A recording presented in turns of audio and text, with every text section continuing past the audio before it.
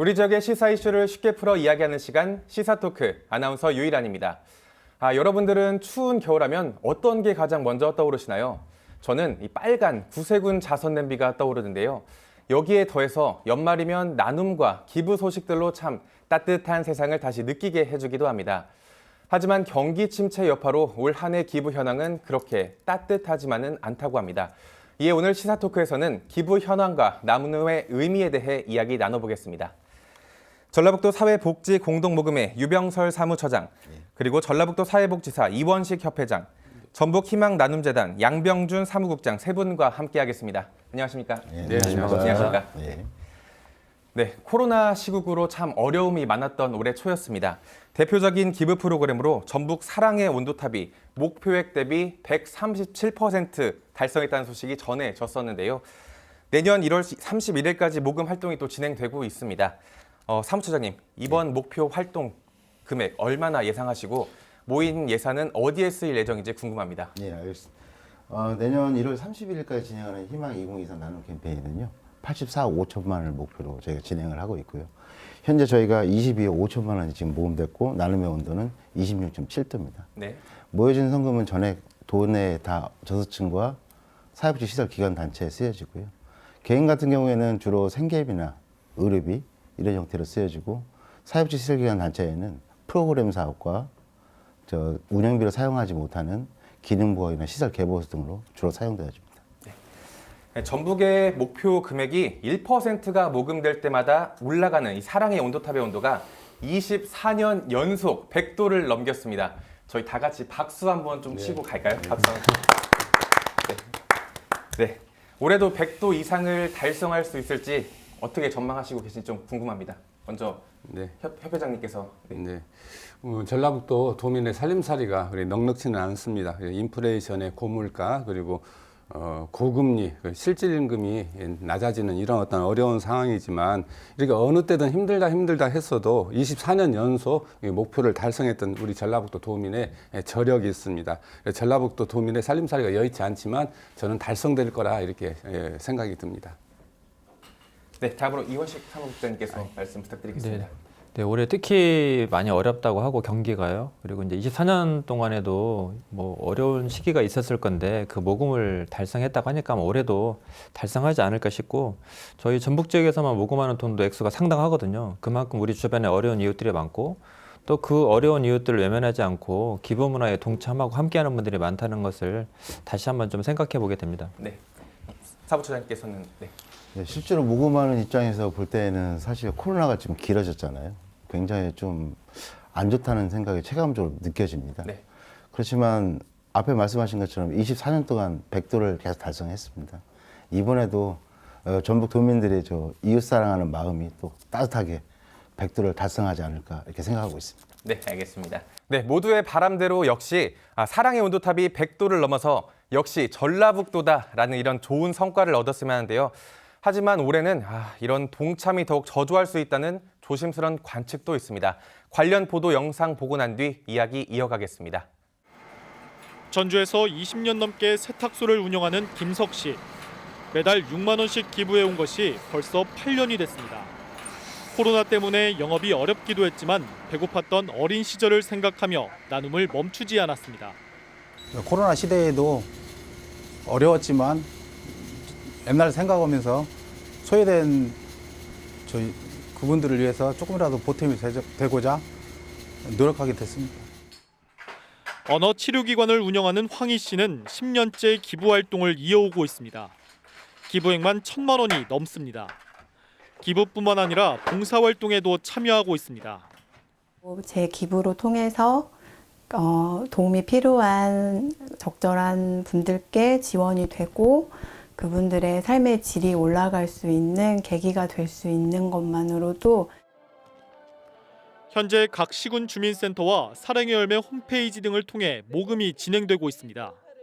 지난해 전북 사회복지 공동모금회에 모아진 기부금은 234억 원, 1년 전에 95% 수준으로 줄었습니다. 올해는 지금까지 154억 원이 모금돼 목표의 70%에도 미치지 못합니다. 코로나19의 여파와 경기 침체까지 겹쳐 기부 심리가 얼어붙고 있는 겁니다. 3년 동안의 긴 코로나와 경제가 힘들기 때문에 전체적으로 어렵습니다. 올해 12월 1일부터 내년 1월 30일까지 실시하는 희망 2024 나눔 캠페인에 도민 여러분들 참여를 해서 도민 여러분들의 희망을 좀 나눠주셨으면 좋을 것 같습니다. 힘들고 어렵지만 우리 주위의 이웃을 생각하는 따뜻한 마음이 어느 때보다도 필요한 시점입니다. 네, 아무래도 경기가 오랫동안 침체됐던 데다가 물가 인상까지 겹치면서 이전에 비해 모금 활동들이 조금 저조한 측면이 있습니다. 사무처장님, 전북은 다른 지역과 달리 개인 기부액이 법인 기부액을 뛰어넘는 이런 양상을 보인다고 하는데요. 이유가 좀 어떻게 되는지 네, 궁금합니다. 맞습니다. 우리나라의 기부 추이는 대략적으로 기업, 개인으로 나눠지는데 기업이 6, 개인이 4입니다. 비율이. 그렇지만 전라북도는 특이하게 반대로 개인이 6, 기업이 4 이런 추이를 보고 있고요. 네. 그건 뭐 물론 대기업이 큰 기업이 없다는 것도 영향을 미치고 있겠지만 그럼에도 다른 지역에 비교해서 그 비율이 틀리다는 것은 전라북도 도민들의 따뜻한 사랑의 나눔의 손길이 그만큼 뜨겁다는 걸 좀 알 수 있을 것 같고요. 네.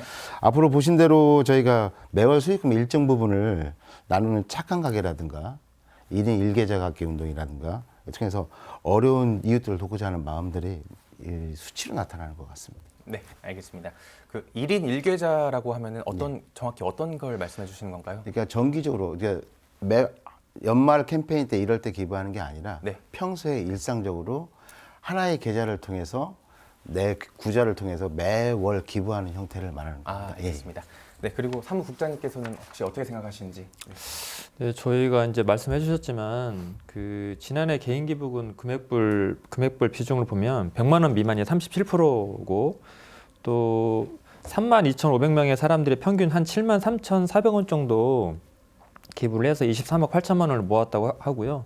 또 저희 같은 경우는 이제 어쨌든 뭐 수천만 원에서 1억 원 정도 쾌차가는 얼굴 없는 천사 이런 분들이 계셔서 그런 것 같고 제 주변에도 보면 실제 어렵게 사시는 분들 되게 많거든요. 네. 근데 그분들이 뭐 국조 구호기구나 어려운 분들을 위해서 한 구자, 뭐 세 구자 이렇게 예상하시는 분들이 계세요. 근데 제가 볼 때는 도움을 받아야 될 분들인데도 불구하고 나도 도움을 받았기 때문에 내가 먹을 걸 아껴서라도 쓸 걸 아껴서라도 나도 누군가에게 꼭 도움이 되는 역할을 하고 싶다 이런 마음이 크신 것 같아요. 이제 옛말에 우리가 뭐 곳간에서 인심난다는 말이 있는데 네. 전북 지역은 각종 지표를 보더라도 굉장히 이렇게 낙후되어 있고 뭐랄까 거의 최하위 수준이거든요. 그런데도 불구하고 이렇게 주변에 있는 분들을 그냥 외면하거나 그 사람들을 그냥 방치하지 않고 뭔가 도우려고 하는 아마 어려운 지역에 사시기 때문에 그 어려움을 더 깊이 잘 알고 공감하기 때문에 그런 마음들이 좀 더 큰 거 아닌가 이렇게 생각이 듭니다. 네, 알겠습니다. 협회장님께서는 혹시 어떻게 생각하시나요? 이제 전라북도를 보면은 꾸준히 이렇게 얼굴 없는 천사, 남노송동의 얼굴 없는 천사라든가 아니 부안의 김달봉님의 이런 어떤 그 기부들이 이어져 왔던 이런 부분들이 도민들에게 있어서는 어찌 보면은 어떤 기부 문화를 선도해 주시는 이런 역할들을 하셨고 연말이 되어지면은 이분들이 어떻게 기부하느냐라고 하는 거가 뉴스거리가 될 정도로 상당히 많은 분들에게 알려져 있지 않습니까? 또 더불어서 이제 저희들 또 지역사회에 보면은 자그마한 소상공인들 가게들을 보면은 착한 가게라고 하는 이런 이름으로 그 사랑의 우리 공동모금의 마크가 이렇게 붙어져 있어요. 네. 이런 것을 보면은 벌써 우리 도에 3,900여 개의 이런 사랑을 나누는 이런 그 착한 가게에 있다라고 하는 부분을 보면은 어려운 상황이지만은 십시일반하고 돕는 이런 어떤 문화가 어느 정도 정착되어져 가고 있지 않나 하는 긍정적인 생각이 듭니다. 네. 그 앞서 말씀드렸다시피 그 전주의 얼굴 없는 기부천사라든지 뭐 부안 얘기해 주셨는데 최근에 그 남원에 살고 계신 그 할머니 분 계시잖아요. 80대 할머니 분께서 7년 동안 폐지를 주어가지고 예, 맞습니다. 1,000만 원이 넘게 기부를 했다고 하시더라고요. 예, 예. 혹시 이렇게 좀 좋은 미담 사례가 좀 많이 퍼지고 있는 그런 게 좋은 게 좀 광고 같은 게 좀 되고 있나요 혹시? 일단은 기부를 그렇게 열심히 하시는 분들은 일단은 광고하시는 걸 별로 안 좋아하십니다. 이런 홍보 같은 거 별로 안 좋아하시는. 그러니까 뭐 한쪽에서 하는 일을 다른 쪽이 모르게 하듯이 일단은 내가 나누고 싶어서 나누는 거기 때문에 그게 당연히 하는 걸 왜 굳이 홍보라고 알려야 되냐. 네. 그런 부분에 대해서 굉장히 좀 반대하시는 분이 있습니다. 오히려 이렇게 꺼리시는 게 좀 예, 더 많은. 예. 알겠습니다.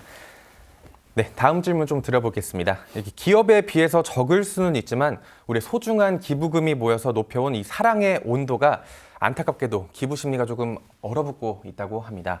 우리 지역 내 다양한 복지시설들의 상황이 어떤지 좀 걱정이 되는데요. 사무국장님 어떤가요? 혹시 좀. 네, 아무래도 이제 복지 시설이나 우리 주변 우리 이웃들 경기 지역 자체가 어렵다 보니까 함께 어려움을 겪는 게 사실인 것 같고요.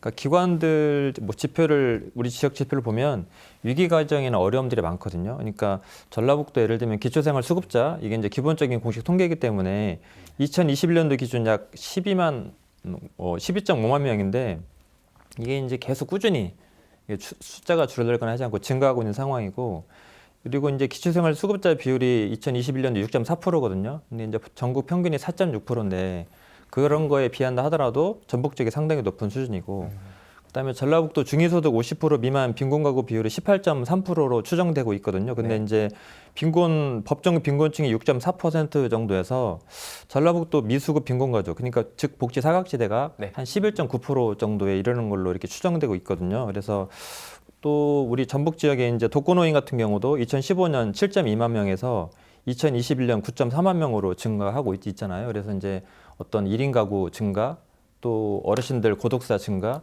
이런 패턴들이 많아지고 있기 때문에 그런 것들이 좀 반영이 되다 보면 우리 전북 지역도 상황이 갈수록 좀 어려워지고 또 그런 추이들이 반영되다 보면 기관이나 어떤 시설들에도 그런 여파가 미치기 때문에 좀 어려운 건 사실인 것 같습니다.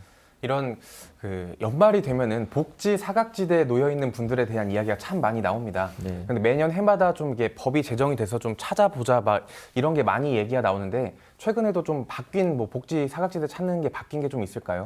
이제 뭐 윤석열 정부 들어서서 그런 뭐 지원 체계 같은 걸 약속하지만 뭐 발굴에 아마 초점이 많이 맞춰진 것 같아요. 그리고 이제 복지를 확대하겠다고는 하지만 여전히 이제 구조조정이나 뭐 경제 이런 문제로 인해서 복지 예산이 사실상 거의 삭감된 거나 다름이 없거든요. 그리고 이제 윤석열 정부 같은 경우는 그 선별복지를 하고 있기 때문에 모든 사람들에게 보편적으로 골고루 혜택을 받는 보편복지가 아니라서 그런 것들도 우리 과거에 시행해왔던 복지 정책에 역행하는 방향으로 가고 있어서 아마 더 이런 한파나 어려움들이 증가하지 않을까 이런 생각이 듭니다. 네, 알겠습니다. 특히 코로나19 시국이라는 이런 특수한 상황 때문에 도움이 더욱 절실해진 이웃들이 정말 많을 겁니다. 각 기관과 단체에서 어떤 부분들을 집중적으로 이렇게 살피고 도움을 주고 있는지 그리고 코로나 시국 속에서 특히 어느 부분들의 도움이 절실해졌는지도 이야기 좀 듣고 싶습니다. 예. 네, 먼저 사무처장님께서 얘기해 주신다면요. 예. 코로나 초기에는 대부분 이제 외부인들에 대한 감염 예방 전파를 위해서 예방 차원의 저희가 방역 물품이나 이런 부분을 주로 많이 지원을 했고요. 현재는 이제 코로나가 3년째 지나가고 이제 코로나 블루 이 시대가 왔습니다. 네. 그렇다 보니까 이제 그것을 정상화하기 위한 저희가 심리치료, 심리지원 사업이나 저희가 그리고 코로나로 해서 생계를 중단돼서 굉장히 위급한 상황에 있을 때 개인에 대한 생계비 지원, 의료비 지원 등의 이런 정상화를 위한 사업에 저희가 좀 집중을 하고 있습니다. 네, 알겠습니다. 그리고 사무국장님께서 또 말씀해 주신다면. 네, 지금 이제 뭐 코로나 재난 상황이었고 저희가 이제 그 실은 뭐 발달 장애인을 돌보거나 노인들을 돌보거나 어르신들을 돌보거나 하는 그 과정에서 여러 가지 사건 사고들이 있었거든요. 그러니까 2022년도에 발달 장애인을 돌보던 그 부모님들이 자녀도 살해하고 본인도 목숨을 끊고 그다음에 이제 작년 같은 경우에 대구에서 20세 청년이 부모를 오랜 기간 동안 돌보다가 이제 간병살인이라고 하는 이런 문제가 사회적 이슈가 됐었는데 네. 이게 이제 코로나였기 때문에 드러나는 문제가 아니라 이미 내재되어 있던 문제가 저희가 그동안 돌보지 못했고 챙기지 못했던 문제들이 수면 위로 드러난 거라는 생각이 들고요. 그래서 이 코로나라고 하는 재난 상황을 통해서 이런 돌봄 문제가 이렇게 좀 적나라하게 드러났고 아까 앞에서 말씀드렸던 사례 그러니까 이런 돌봄 문제나 이런 공백을 통해서 한 가정이 어떻게 파탄이 나는지를 우리가 봐왔기 때문에 이제는 이런 문제에 대해서 좀 더 좀 관심을 가져야 될 것 같고요. 그래서 좀 정부와 자치단체도 조금 더 이런 부분들을 좀 챙겨야 될 것 같고 기본적으로 저희가 이제 이런 복지 혜택을 받기 위해서는 신청을 또 해야 되고요. 네. 또 조건이 되지 않으면 안 되는 그런 것들이 있는데 이런 제도들도 좀 더 개선이 돼서 그런 사각지대에 있는 사람들이 정말 절실할 때 도움을 받을 수 있도록 해야 될 것 같습니다. 네, 알겠습니다. 협회장님께서는. 네. 말씀 우리 양 국장님께서 말씀을 잘 해주셨는데요. 사실은 우리 전라북도 상황이 고령화율이 상당히 높은 상황이고 완주군을 제외한 군 단위들은 다 30% 이상의 고령화 상태입니다. 초고령화 상태인데요. 네. 이제 이런 어떤 코로나 전국에서 이분들이 고독사 문제 그리고 독거노인 상태에서 사회적 관계망이 단절되어졌던 이런 어떤 부분들에 대해서 우리가 상당히 이제 고민을 많이 해야 하고 특히 이제 이분들의 정서적 지원 이런 부분에 대한 세밀한 관심과 또 노력들이 필요하지 않을까 하는 생각이 들어집니다. 그래서 코로나 전국에서 비대면으로 이루어졌던 이런 많은 부분들이 실질적으로 대면으로 복구되어지면서 이런 정서적인 지원의 영역에 대한 노력들이 좀 많이 필요할 거로 생각이 듭니다. 네, 정서적 지원이라고 하면 좀 구체적으로 한두 가지 정도 말씀해 주시면 감사하겠습니다. 일단은 이제 사회적 관계망이 단절되어졌던 이런 부분에서 이제 찾아가는 복지 이런 어떤 역할들을 했습니다만은 이제는 이제 함께 소그룹으로 모인다라든가 이렇게 네. 하면서 이분들의 이제 심리 정서적인 것 그리고 건강이라든가 일상생활을 다시 챙겨주는 이런 어떤 부분에 노력들이 맞춤형 어떤 돌봄의 형태들이 좀 더 세밀하게 접근되었으면 좋겠다 하는 생각이 듭니다. 네, 알겠습니다. 아무래도 이렇게 어려운 상황에서 많은 분들의 기부 동참도 정말 절실하지만요.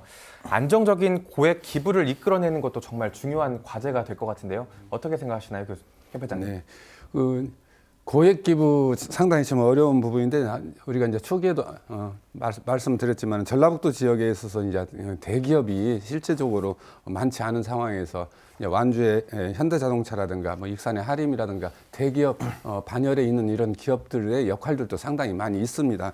그럼 금융에 있어서는 이제 전북은행과 같은 이제 도 기반의 어떤 금융기관도 있고 이런 지역의 기업들이 사실 다양한 어떤 지원 사업들을 하고 역할들을 하고 있음에도 불구하고 좀 이런 안정적인 고액 기부가 가능할 수 있게끔 하기 위해서는 세제적인 형태의 부분에 대한 어떤 법률적인 어떤 조건들이 좀 변화가 되어져야 할 것으로 생각이 들어집니다. 그리고 특히 이제 법제도적인 측면에서 세제 개혁죠. 그래서 내년도부터는 세액공제하고 소득공제하고 하는 부분들을 자기가 선택하는 이런 부분들이 이번에 이제 통과되었다라고 하니까 이런 부분에서도 좀 좀 변화가 있지 않을까 하는 생각이 들어집니다.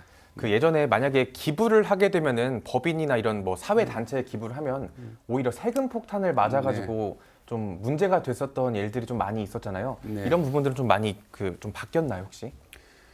지금 이제 그 부분이 모 대학에 기부했던 사례가 있지 않았습니까? 수원 교차로를 운영했던 고 황필상님의 어떤 기부가 결국에 세금 폭탄으로 돌아왔고 이 부분이 최종적으로 대법원에서 이런 어떤 세금이 부당한 어떤 집행이다라고 하는 판결이 나왔습니다만은 네. 어쨌든 간에 이 부분에 대해서는 세제적인 차원에서 정부 차원에서 이런 개선이 필요할 것이라고 생각이 들어지고요. 어쨌든 방금 아까도 말씀드린 바와 같이 2023년도에서부터는 기부자들이 본인이 세액공제를 하든 소득공제를 하든 이런 부분을 선택할 수 있어서 소액 기부자들은 세액공제가 유리하고 고액 기부자들은 소득공제가 유리한 이런 형태들을 선택할 수 있는 이런 부분으로 변화되어진 것은 상당히 의미가 있지 않을까 하는 생각이 듭니다. 네. 함께하는 이런 나눔이 지속적으로 이어지는 것이 우리 사회의 정말 바람직한 모습일 텐데요. 선진국들에 비하면 우리나라의 기부 문화는 여전히 조금 아쉬운 부분이 좀 많습니다. 무엇보다 개인 기부금에 대한 세제 지원을 확대해야 한다는 이런 현실적인 목소리가 나오고 있는데요. 세 분의 의견이 좀 궁금합니다. 먼저 사무국장님께서 말씀해 주시면. 네, 일단은 기부를 장려하고 기부 문화를 확산하는 것은 매우 중요하다고 생각을 하고요. 그리고 이제 또 아이디어로 생각해 보면 지금 정치인들한테 정치자금 10만 원 기부하면 전액 돌려주거든요. 그러니까 그런 거를 이런 기부할 수 있도록 그러니까 시민단체나 복지기관이나 사회복지 공동모금에 서민들이 기부했을 때 그런 것들을 좀 전액 돌려준다고 하면 굉장히 많은 좀 참여가 있을 수 있을 것 같고요. 근데 이제 저희가 전문가들 이야기를 들어보면 실제 돈이 많은 분들은 이런 세금 혜택에 이렇게 막 그렇게 영향을 받지 않는다고 하더라고요. 문제는 중산층이나 어려운 분들이 기부를 했을 때 얼마만큼 그분들에게 좀 혜택을 줄 수 있냐 이게 관건인 것 같고요. 그래서 좀 가진 분들과 없는 분들이 어떻게 보면 평등하게 적용되는 거긴 하지만 좀 없는 분들이 나눌 때 하고 있는 분들이 나눌 때 좀 차등해서 혜택을 좀 주는 게 맞을 것 같고 아까 이제 방금 말씀하셨지만 어쨌든 이 세제 혜택이라고 하는 것이 양날의 검처럼 표현되기도 하거든요. 그러니까 과거에 이제 좀 뭐 재산이 많은 어떤 기업들이나 이런 데서 재산을 만들어 가지고 편법적으로 재산을 상속하거나 증여하거나 이런 것들이 있었고 이제 그 기부받은 곳에 대한 관리가 제대로 쉽지 않다고 하더라고요. 그런 부분이. 그래서 그런 부분들 때문에 이런 기부 문화라든가 세제 혜택이 많이 위축되기도 했지만 어쨌든 그런 부분들은 따로 방안을 고민을 하고 원칙적으로는 기부는 장려하되 악용하는 사람들을 막아낼 수 있는 방법을 찾아내는 것이 더 낫지 않나 이렇게 생각해 봅니다. 네. 협회장님께서는 네. 기부 문화 활성화 부분에 있어서 이제 그 기부 문화에 찬물을 끼얹는 이런 어떤 사건들이 과거에도 있었지 않았습니까? 그러니까 어금니 아빠라든가 세희망 그 씨앗 사건 이런 어떤 불미스러운 이런 사건들이 있으면은 일반적으로 선의의 어떤 기부 활동을 하는 사람들이 이런 기부가 바람직하게 쓰이는지 그래서 이제 이런 거에 대한 어떤 의심이 되어지면서 이제 기부 포기하는 이런 어떤 상황들이 발생하는데 사실 이제 국가적 차원에서 우리 공동모금회가 전 국민의 어떤 그 기부의 어떤 활성화 그리고 또 기부의 모금에서도 투명성과 또 배분에 있어서의 어떤 정확하고 공정한 이런 어떤 배분 그리고 그 쓰임이 실제로 국민들의 어떤 삶의 질을 향상하는 사회복지 영역에서 중요한 역할들을 하고 있음이 많이 알려지고 있기 때문에 우리 공동모금회를 믿고 공동모금회에 기부하신다면 이런 어떤 의혹들은 충분히 다 해소되지 않을까 하는 생각이 들어집니다. 네, 알겠습니다. 사무처장님께서는 네. 예. 저기 회장님 말씀 드니까 굉장히 책임감이 굉장히 반드시 드려야겠습니다. 뭐 일단은 기부 문화에 대해서는 저희가 코로나가 시작되면서 2020년에 한시적으로 개인 세액 공제를 좀 연장을 했습니다. 이게 이제 1천만 원 이하에 대해서는 15%에서 20%로 1천만 원 초과에 대해서는 30에서 35%로 저희가 지금 했고 올해 말까지 또 연장을 또 시켜놨어요. 이제 그런 부분이 이제 기부 문화를 좀 더 참여할 수 있도록 해주는 역할을 하는 거고요. 지금 아까 이원식 회장님께서 말씀하신 것처럼 내년에 그 통과된 법 같이 정부에서 그런 기부를 다양하게 참여할 수 있는 세액공제. 기부자들이 단순히 기부를 하는 건 무슨 마음에서 드러나서 하는 거지만 정부의 제도가 뒷받침이 된다고 그러면은 좀 더 활성화되고 또 효과적으로 또 정부에서 하지 못하는 재원 마련을 민간에서 해서 어려운 사람들을 도와줄 수 있는 이런 방안이 되지 않겠습니까? 네, 알겠습니다. 네, 무엇보다도 내가 낸 기부금이 얼마나 투명하게 잘 활용되고 있는지 이런 신뢰를 확보하는 게 정말 중요한 과제라고 생각합니다. 사무처장님, 예. 그 사회복지 공동 모금에서는 이와 관련해서 어떤 노력들을 하고 계신지 좀 궁금합니다. 일단 기부단체의 신뢰도는 굉장히 제일 중요한 겁니다. 신뢰도하고 투명성은 제일 중요한 거고요.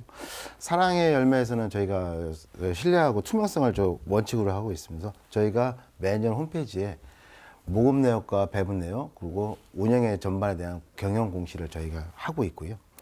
또 사랑의 열매에서 또 지원된 성금에 대해서는 저희가 또 잘못 사용되어지는 일이 없도록 저희가 지금 현재 사업계획서와 결과보고서를 받고 또 현장 점검을 통해서 저희가 철저하게 좀 관리를 좀 하고 있습니다. 네, 알겠습니다. 두 분의 의견도 좀 궁금한데요. 먼저 네. 협회장님께서 말씀해 주신다면요. 이제 사회복지 공동모금에는 이제 배분위원회라든가 또 운영위원회가 있어가지고 상시적으로 모금과 배분에 관련된 부분들이 검토가 되어지고 다 관리가 되어지고 있습니다. 근데 일반 국민들에게 있어서 문제가 되어지는 부분들은 개인이 모금 활동, 어떤 특정 단체들이 모금 활동했을 때 이런 어떤 모금들이 과연 투명하게 모금되어지고 이 모금 목적에 맞게끔 쓰여지는지 이에 대한 어떤 문제들이 있지 않겠습니까? 그래서 이런 어떤 그 모금에 있어서의 좀 더 지역사회 차원에서의 개방성, 민주성, 공공성을 어떤 기준으로 한 어떤 그 검증 가능한 이런 어떤 그 틀이 있었으면 좋겠다. 그래서 투명하게 이런 부분들이 쓰여질 수 있게끔 했으면 좋겠다 하는 생각이 들어집니다. 네, 알겠습니다. 네. 국장님께서는 이렇게 뭐 기부금을 수령하는 단체들이 대부분 공익적인 활동을 하고 있기 때문에 그 재정에 대한 투명성, 뭐 공개하는 것은 당연한 것이라고 생각하고요. 근데 이제 2020년에 윤모 의원 그 운영했던 단체에서 이제 후원받았던 금액이 문제가 돼서 사회적 이슈가 된 적이 있었는데 네.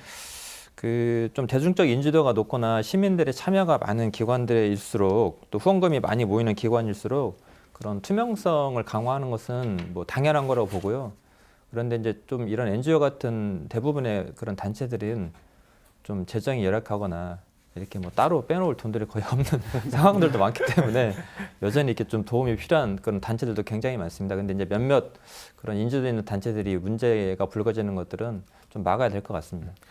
네, 그렇다면 이렇게 개인이 진행하는 형태의 기부 모금이 불미스러운 사건이 정말 참 많지 않습니까? 이런 부분들에 대한 철저한 감시 그리고 관리도 정말 중요할 것 같습니다. 어떻게 생각하시나요, 국장님?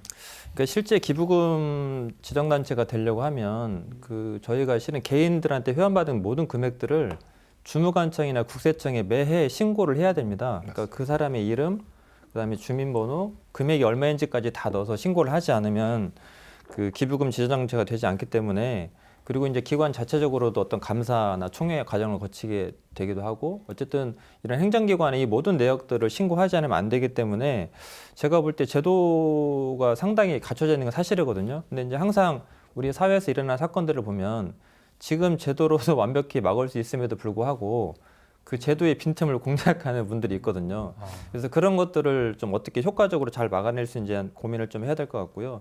어쨌든 사회적 이슈가 된 사건들로 인해서 아까 말씀하셨지만 뭐 기부가 위축되거나 아마 모든 단체들이 고여할 거라고 하는 인식 때문에 이런 사건 사고가 터지면 확실히 이런 것들이 좀 줄어드는 건 사실이거든요. 근데 이제 반면에 어쨌든 저희 같은 단체도 그런 과정을 거치지만 굉장히 또 어려운 건 사실입니다. 그래서 되게 많은 단체들이 선한 의도를 가지고 또 모금된 금액을 가지고 좀 공익적인 활동에 제대로 쓰고 있음에도 불구하고 과도한 규제나 과도한 감시는 또 단체 활동이나 이런 역할들을 굉장히 위축시키거나 자율성을 침해하거나 저해할 우려가 있기 때문에 네. 그런 부분들은 좀 더 이렇게 더 깊이 있게 고민을 해야 되지 않는가 싶고요. 어쨌든 뭐 개인들이 운영하는 시설들이나 이런 데에 대해서도 좀 더 이렇게 좀 사회에 투명하게 그런 자금 내역들이 공개될 수 있게끔 하는 방안이나 장치들은 꼭 필요한 것 같습니다. 방금 말씀해주신 그 제도를 악용하는 사례가 좀 있었다고 하는데 대표적으로 좀 어떤 게 하나 좀 있었을까요? 아까 말씀드린 대로 뭐 그 윤모의원의 정의기억연대라든가, 네. 그다음에 뭐 어금니 아빠 이영학 사건이라든가, 예, 굵직하게 본다 하더라도 그런 사건들이 좀 비일비재하게 일어난, 우리 지역에서도 아마 그 봉침 사건 뭐도 있었고, 네. 예, 굉장히 많은 사건들이 있었거든요. 알겠습니다. 이제 협회장님 의견도 좀 듣고 싶은데요.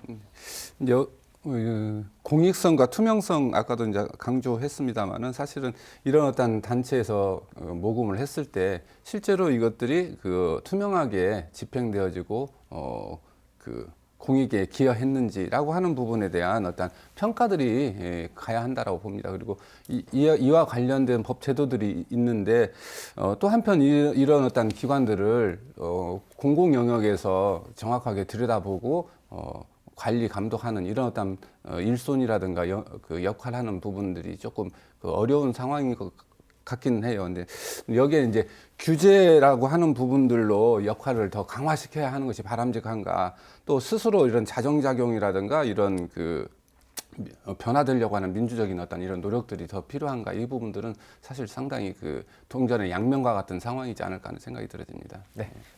사무처장님께서는 네. 예. 양국장님 말씀하셨는데 사랑의 열매가 약간은 저기 성금에 대해서 약간 현장에서는 약간 빡빡하다 이런 얘기가 있습니다. 그런 입장에서는 제가 좀 찔리긴 하는데요. 네. 일단 사랑의 열매에서 기탁된 성금은 저희가 앞에서 두 분이 말씀하신 것처럼 그런 부분을 저희가 기관에, 열악한 기관에서 저희가 그런 부분을 상식으로 할 수 있게끔 저희가 도움을 드리는 거거든요, 사실은. 그래서 저희가 사업계획서부터 결과보고서 중간점검을 통해서 하고요. 그거에 대한 결과보고서를 통해서 잘못 사용되어진 금액에 대해서는 환수 조치를 반드시 하고요. 환수 조치와 더불어 이게 경중에 따라서는 배분 정지를 또 시킵니다. 네. 1년에서 3년까지 뭐 길게 네. 할 수도 있고요. 예. 그렇게 되면 어떠한 성금으로의 지원을 받지를 못합니다. 그렇다면 이제 사랑의 열매도 저희도 감시를 받아야 되잖아요. 네. 예, 저희도 정기적인 내부 감사를 하고 있고 복지부 감사를 받고 있고요. 심지어는 국회 국정감사까지 저희가 받고 있고 좀 더 이제 강할 때는 저희가 감사원 감사까지도 체계적으로 저희가 받고 있습니다. 네, 알겠습니다. 그러면 흔히 이렇게 기부라고 하면은 성금, 그러니까 뭐 현금을 보통 많이들 떠올리시잖아요. 혹시 그 밖에 물품 같은 걸로 기부할 수 있는 방법이 또 있을까요? 예, 물품으로 꼭 기부라는 건 현금으로 하는 건 아니고요.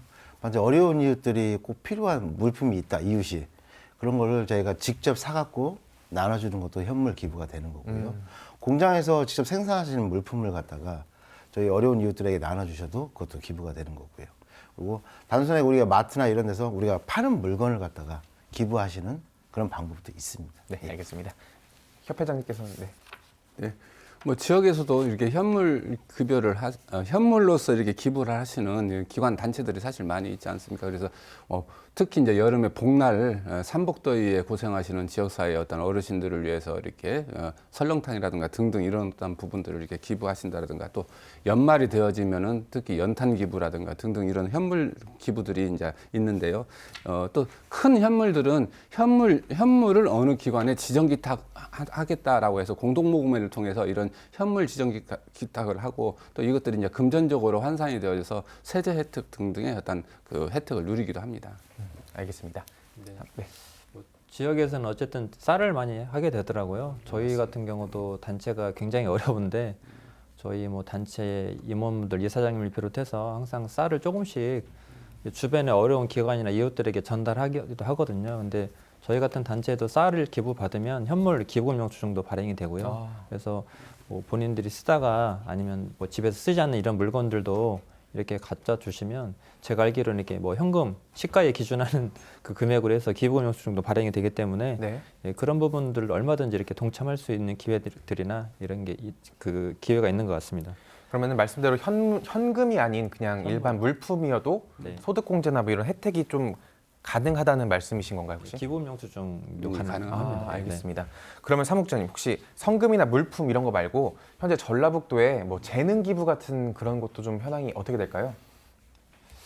재능 기부 같은 경우는 이제 기관 성격이나 또 본인들이 가지고 있는 달란트에 따라 다른 것 같아요. 뭐 그런 것들이 기부금융수증이 되는지는 모르겠지만 아마 안 되는 걸로 알고 있고요. 어쨌든 본인이 나눌 수 있는 것들이 사람들이 꼭 아까 말씀하신 대로 재정적인 거나 물품뿐만 아니라 뭐 어르신들이 있는 곳에 가서 자기가 가지고 있는 뭐 노래 그런 재능을 가지고 노래를 함께 한다거나 그러니까 우리가 동참하고 나눔에 함께 할 수 있는 것들은 다양하잖아요. 네. 그런 거리들 기관이 만들어주고 또 그런 걸 가지고 있는 분들이 적절한 장소에 가서 그런 것들을 나누고 함께 할 수 있도록 하는 거기 때문에 재능 기부도 너무나 유익한 기부와 나눔이 아닌가 이렇게 생각합니다. 네, 알겠습니다. 우리가 흔히 계절이 바뀔 때마다 뭐 겨울 탄다, 가을 탄다 이렇게 말하잖아요. 특히 기부는 연말 연시에 이렇게 자주 몰리면서 겨울을 유난히 잘 타는 것 같은데 혹시 어떻게 생각하시나요? 네. 직접 기부를 받는 역할을 하다 보니까 저희가 굉장히 와닿는 말인데요. 네. 2021년 기준 저희가 전북 사랑의 열매가 235억을 저희가 모금을 했습니다. 그 중에서 저희가 12월 달에 76억을 모금했고요. 그러면 235억 중에 76억이면 3분의 1이 12월 달에 다 모금이 되는 겁니다. 그러니까 이거는 연말에 대한민국의 약간 기부 문화인데요. 연말에 날이 추워져야지만 기부를 한다는 그런 문화가 오랫동안 정착되었던 것 같습니다. 이런 부분을 해소하기 위해서 저희가 기부단체들이 기부 문화에 대한 교육과 더불어서 나눔이 일상화될 수 있도록 저희가 모금 사업이나 저 기부자들 쉽게 접근할 수 있는 이런 사업들을 많이 개발해야 된다고 볼 것 같습니다. 네, 알겠습니다.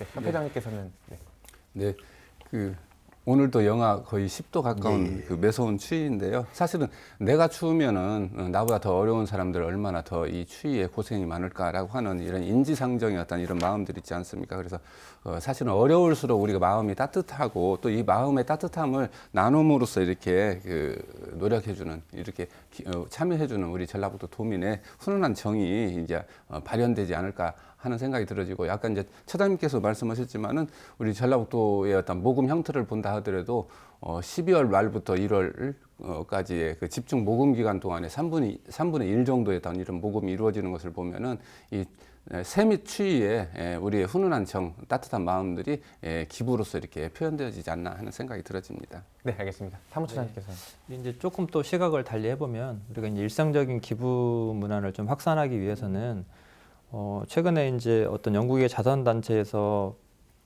그 조사한 통계를 보면 어떤 기부에 관심이 없거나 그다음에 기부단체를 신뢰할 수 없거나 이런 내용들이 좀 담겨 있더라고요. 그리고 이제 또 국민들이 세금을 내는 거에 있어서도 국가에 대한 신뢰도가 높을수록 세금을 내는 거에 대한 부담이 없지만 내 세금이 정당하게 쓰여지는지 잘 모르거나 그런 것들에 대한 어떤 신뢰가 없을 때는 잘 하지 않게 되는 경향들이 있더라고요. 그래서 일상적으로 요즘 MZ 세대들이 특히나 뭐 공정, 정의, 상식 이런 이야기를 많이 하는데 네. 어떤 이런 사회 전체적인 분위기가 좀 신뢰를 갈 수 있도록 분위기를 좀 바꿔가야 될 것 같고요. 그런 것들이 조금씩 쌓이다 보면 당연히 내가 낸 만큼 누군가 정당하게 돌봄을 받고 또한 내가 낸 세금을 통해서 나도 도움을 받는다고 하면 그런 것들이 선순환 구조가 인식이 된다고 하면 아마 기부하는 데 꺼리낌이 없지 않을까. 그래서 좀 그런 분위기를 만들어가는 데도 좀 주력을 해야 될 것 같습니다. 네, 올바른 기부 문화를 좀 만들어가는 그런 분위기가 중요하다고 말씀해 주신 것 같은데요. 만약에 이렇게 자녀를 둔 가정이 있잖아요. 그럼 막 조기 교육 이렇게 말을 많이 하는데 지난 10월이었던가요? 전주시 한 초등학생 형제가 3년 동안 모은 돈을 이렇게 기부를 했대요. 100만 원 정도 됐다고 하는데 이런 기부에 대한 교육 역시 이렇게 어렸을 때부터 좀 필요하다고 생각하는데요. 어떻게 생각하시나요, 혹시? 그러니까 기부자들이 기부를 더 쉽게 자신만의 방법으로 참여할 수 있도록 지금 교육도 중요하지만 접근성도 굉장히 중요하다고 봅니다. 네. 그러니까 교육은 우리가 집에서도 받을 수 있고 아버지가 하시는 걸 보고 할 수도 있고. 근데 요즘은 뭐 모금 사업이나 이런 부분은 저희가 뭐 아나소사이티나 착한 가게, 착한 일터 이런 부분이 다양하게 있지만 사실은 이렇게 접근하기가 쉽지 않거든요. 세대에 맞는 접근 방법이 또 틀리다고 봅니다. 사실은 요즘은 밀레니얼 세대잖아요. 네. 밀레니얼 세대 같은 경우는 저희가 기존의 세대들은 우리가 어려운 사람이 있어서 도와주고 싶어서 도와주는 형태로 기부를 했다 그러면 지금 밀레니얼 세대는 내가 좋아하는 물건을 사고 내가 좋아하는 공연을 볼 때 그 기부와 같이 연결되었을 때 그걸 두 가지를 같이 누리려고 하는 경향이 있습니다. 그렇기 때문에 저희가 반드시 뭐 단순하게 어려운 사람을 돕는다 그게 아니라 그런 거와 매칭해서 그 세대들이 쉽게 접근할 수 있는 그런 기부 문화하고 그런 기부 사업을 많이 만들어야 좀 많은 참여가 이루어질 것 같고요. 어차피 밀레니얼 세대들이 나중에는 우리 대한민국의 기부 문화를 주도할 분들이고 더 나아가서는 뭐 대한민국의 원동력이 될 수 있는 사람들이기 때문에 저희 기부단체들이 좀 노력을 많이 해야 될 것 같습니다. 네, 알겠습니다. 협회장님께서는 혹시 어떻게 생각하고 계신가요? 역시 이제 기부 문화가 구성되려면 어린 시절부터 이렇게 나눔과 기부 관련되어진 어떤 공감대를 갖고 또 참여하는 이런 어떤 부분이 필요하다고 생각을 해요. 그래서 실제로 이제 자원봉사라든가 이런 활동을 꾸준히 해왔던 분들이 일정한 경제적인 여유가 있을 때 실제로 이제 기부에 편하게 참여하고 그러거든요. 그래서 미국에서도 이제 자원봉사와 기부 문화의 상관성 조사, 뭐 우리도 이제 그런 조사들이 있습니다만은 이런 자원봉사 참여를 이렇게 해오고 또 본인 이렇게 해왔던 분들이 실제로 기부에도 쉽게 접근하는 이런 어떤 조사 결과들을 봤을 때도 우리는 이렇게 그 하나의 그 자원봉사를 통한 기부로 그리고 우리 사회를 함께 바라보는 나눔 문화의 어떤 사회적 공감대를 갖는 이런 어떤 부분으로 나아갔으면 하는 바람도 있고요. 또 성인 세대들이 우리 그 학생이라든가 우리 자녀 세대들에게 좀 솔선수범하면은 이런 부분들이 자연스럽게 개선되어지고 따라오지 않을까 하는 생각도 들어집니다. 네, 알겠습니다. 사무국장님께서는 네, 이게 뭐 나눔은 타고나는 게 아니고 길러지는 거라는 말도 있는데요. 그래서 어려서부터 무언가를 일찍 경험하고 배우고 참여하고 하는 건 너무 중요한 것 같고 또 기회가 된다고 하면 우리 지역 초중고나 뭐 사회복지 공동모금회나 지역의 시민사회단체랑 연결을 해서 그런데 실제 기부도 하고 뭐 500원이든 100원이든 1000원이든 그리고 그 단체에서 활동하고 있는 것들에 함께 참여하면서 내가 내서 돈을 내서 운영되어지는 단체들이 어떤 활동을 하고 어떤 역할을 하는지를 실제로 경험하면 되게 좋을 것 같고요. 저희 아이도 이제 유치원에 다닐 때 국제기구에서 홍보물 전단지 이런 걸 보내더라고요. 네. 아이들로 하여금 참여하게 하고 거기에 무슨 이렇게 공모전 같은 거를 해가지고 그림 같은 걸 그려서 내게 하고 네. 그리고 피드백을 주기 때문에 그런 것 같고요. 이제 또 돌이켜보면 우리나라 같은 경우는 영어 조기 교육은 굉장하잖아요. 네. 근데 이제 또 내용을 바꾼다고 하면 이런 나눔이나 이 사람을 귀하게 여기는 마음인 것 같거든요. 그래서 인성교육과도 연결돼 있기 때문에 그런 교육도 좀 더 이렇게 우리가 앞장서서 좀 교육을 해나가면 좋지 않을까. 그래서 어쨌든 나누고 누군가를 배려하고 돌보는 마음은 굉장히 중요한 마음이기 때문에 이런 것들이 어려서부터 훈련된 사람들이 커서도 좀 다른 그 결의 모습을 보이는 것들을 볼 수가 있더라고요. 실제 어떤 그 조사나 통계를 하더라도요. 그래서 그런 것들이 좀 잘 정착되면 나올 것 같습니다. 네, 알겠습니다. 아까 그 처장님께서 말씀해 주셨던 앞선 부분에서 그 아너 소사이어티 말씀해 주셨잖아요. 1억 원 이상 기부자들 말씀해 주시는 것 같은데 혹시 전라북도가 올해는 좀 더 많이 늘었나요? 혹시 이런? 올해는 저희가 아너소사이티에 13분을 저희가 했고요. 더 늘었- 예, 아, 더 네네. 늘었습니다. 예, 그중- 저희 전라북도가 조금 다른 지자체에 비해서 조금 떨어지는 게 아무래도 현실인 것 같아서. 근데 의외로 그분들이 뭐 큰 돈을 갖고 계시거나 그렇지는 않습니다. 그렇지 않지만 다른 지역에 저희가 도세나 이런 걸 봤을 때 저희가 공동모금의 그 아너소사이티가 전북이 꾸준하게 지금 늘고 있는 형태입니다. 예, 예. 지금 현재까지 98명 정도가 지금 하고 계시니까요. 굉장히 많이 늘어난 거죠, 사실. 100번째 손님이 이제 딱 오면은 예, 예. 이게 환영된 아유, 특별한 크게- 행사를 준비해야 될 것 그렇습니다. 같습니다. 알겠습니다. 네. 네, 또 이렇게 많든 적든 기부자가 정말 그럼요. 존경받는 이런 사회 분위기를 확산하는 것도 정말 좋은 방안이 아닐까 싶은데요. 어떤 노력과 이런 게 필요할까요, 좀 저희가? 노력이요? 네. 먼저 예, 사회복지 공동 모금회에서 이제 방금 이거 말씀해주신 바와 같이 이제 지역에서 기부하시는 분들에 대한 사회적인 어떤 그 존중하는 이런 문화들, 그리고 사실 이제 기부라고 하는 부분들이 더불어 살아가고자 하는 그 공동체, 그리고 또 공동체의 행복을 바라는 그 대가를 바라지 않는 어떤 그 이타적인 행위인데, 이런 행위를 하시는 분들에 대해서 우리가 곱지 않게 바라보는 이런 시선들을 좀 제거하기 위해서라도 이분들이 좀 칭찬받는 분위기, 그리고 언론이라든가 여론에서 이런 분들을 좀 더 칭송하는 이런 문화들을 만들어서 기부 문화가 좀 더 우리 사회에서 좀 많은 공감대가 확산되어질 수 있는 이런 계기가 필요하지 않을까 하는 생각이 들어집니다. 네, 사무국장님께서는 네, 뭐 어쨌든 기부를 하는 분들이 존중받아야 되는 건 마땅한 것 같고요. 그리고 이제 우리나라가 또 전통적으로 보면 빈민을 구제하거나 이웃을 돌보는 어떤 상호 부조, 뭐 상부상조 이런 정신들이 있었잖아요. 그래서 그런 것들을 계속 키워가야 될 것 같고, 뭐 옛날에 뭐 가난한 나라님도 구제 못한다는 말이 있는데, 저희가 이제 그런 것들을 극복하기 위해서 각종 복지 정책이나 제도들을 만들어내잖아요. 물론 그런 것들을 잘 만들어낸다 하더라도 여전히 사각지대가 존재하기 때문에, 그러나 이제 그 북유럽 어떤 선진 국가들 복지 제도가 잘 돼 있는 나라들은 상당히 많은 그런 뭐라 그럴까 그 사각지대를 막아내는 건 사실인 것 같더라고요. 그리고 이제 그런 사각지대들을 이런 민간이나 우리 주변의 이웃들이 채워나간다고 하면 훨씬 더 많은 그 어떤 돌봄, 나눔 이런 게 될 것 같고요. 그리고 아까도 말씀드렸다시피 이건 우리 사회가 총체적으로 함께 노력해야 될 부분이 있는 것 같습니다. 그래서 단순히 뭐 내가 돈이 있기 때문에 나누는 게 아니라 이렇게 나눔이 어떤 사회의 선순환 구조를 만들어 간다라고 하는 인식을 좀 가져야 될 것 같고요. 그리고 우리 사회가 조금 더 투명하고 밝은 사회로 가야만이, 요즘 젊은 친구들은 그런 호불호가 확실하더라고요. 그래서 이제 어른들 세대에서 본을 보이지 못하면 따라하지 않고, 또 본인들의 주관이나 자기의 어떤 가치관이 강하기 때문에 꼭 필요한 곳에 나눠주려고 하고, 네. 그런 인식들도 잘 반영해 나가서 그런 부분들도 좀 반영을 해야 될 것 같고요. 어쨌든 뭐 눈치 보기나 여론을 의식하는 것이 아니라, 가진 분들도 내가 우리 사회에서 돈을 벌었기 때문에 내가 번 일정 정도의 이 돈을 사회에 환원하는 것은 당연하다. 우리가 뭐 노블리스 오블리시나 이야기하는데, 그런 부분들이 이렇게 좀 성숙하게 정착되어지고 인식되면 좋지 않을까 하는 생각을 좀 해보게 됩니다. 네, 알겠습니다. 마지막으로 우리 사무처장님께서 말씀 부탁드리겠습니다. 예, 앞에서 좋은 말씀 너무 많이 해주셔갖고요. 일단은 기부라는 거는 어차피 그냥 국장님 말씀하신 것처럼 그냥 타고나는 게 아닙니다. 집에서 아버지나 어르신들을 보고 배우는 거고요. 대부분 아까 아나운서님 말씀하신 것처럼 초등학생이 100만 원을 모을 수 있다는 것은 부모가 그 정도의 그런 본보기를 보였기 때문에 가능한 거고요. 네. 그런 부분에서 가정에서 자그마한 실천이 이게 사회로 나올 수 있는 큰 영향을 미칠 수 있는 거고요. 또 정부에서는 마찬가지로 이런 기부 문화가 좀 더 활성화될 수 있도록 세제 혜택이나 정보 포상이나 이런 부분을 좀 더 적극적으로 해서 대한민국의 전북을 떠나서 대한민국 자체가 기부 문화가 일상화될 수 있는 그런 사회를 만들었으면 좋을 것 같습니다.